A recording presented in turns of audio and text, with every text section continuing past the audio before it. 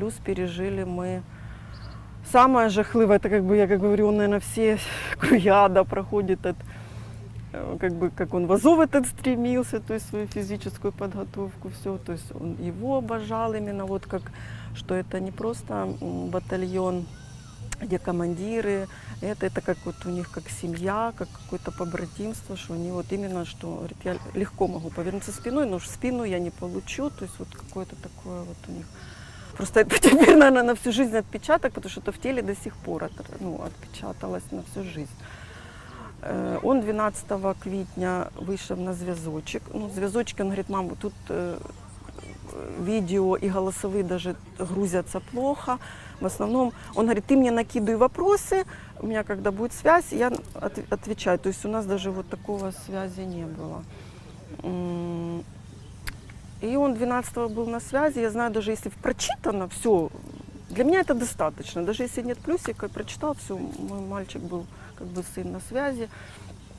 И через 3 дня я еще на работе, как бы, звонок на телефон. И теперь я боюсь всех неопознанных телефонов. То есть они, пока он там, меня это все настораживает. Они, так и так, мы там, я уже сейчас не помню, потому что у меня сразу, тело, наверное, чувствует сжатие, и мозг работает в каком-то другом режиме. Мы там, патронатная служба, по-моему, так это, с прискорбием хотим вам сообщить, то есть ваш сын погиб.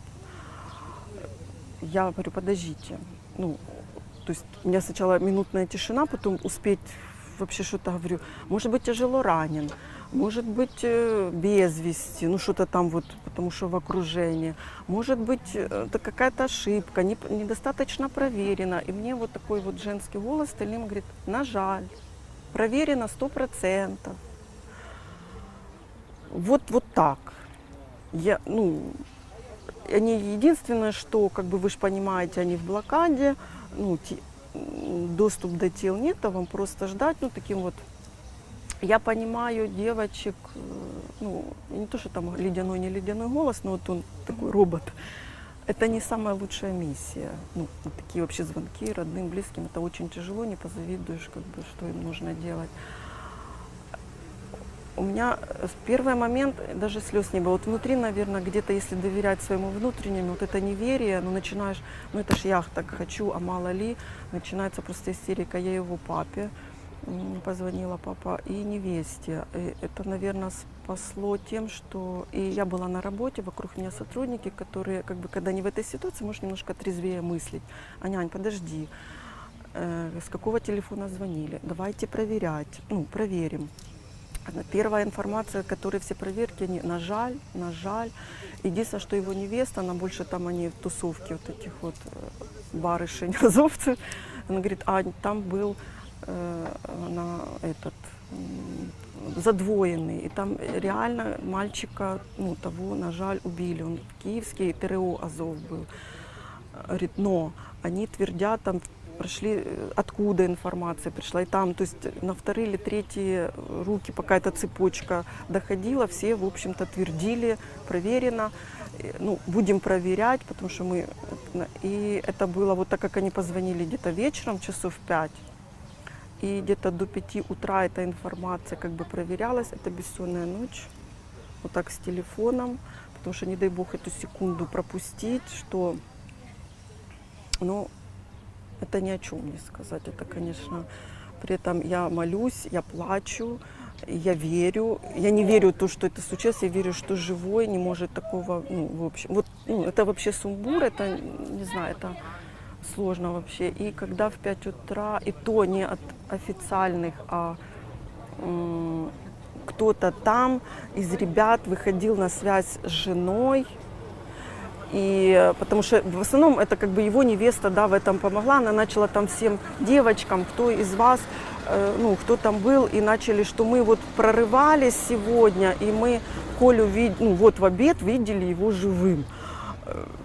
И потом она мне прислала уже скриншот переписки как бы от девочки, что он говорит, я его в обед видел, все ок, но еще проверю. Вот для меня это было самым фух, потому что не то, что какая-то служба, голые какие-то там цифры или там буквы, а человек, который его реально видел. И потом чуть позже, часика через 2, еще одна информация пришла, на что уже потом где-то к утру, ну, ближе к 9 от официальной службы, но невесте, они просто написали: выбачте. Мне даже никто не перезвонил, говорю, я не обижаюсь, ну, как бы у них там не это. Ну, сам факт, как бы, звонить плохие вести, да, ну, так как бы, но мне это было вообще не важно, главное, все опровергли.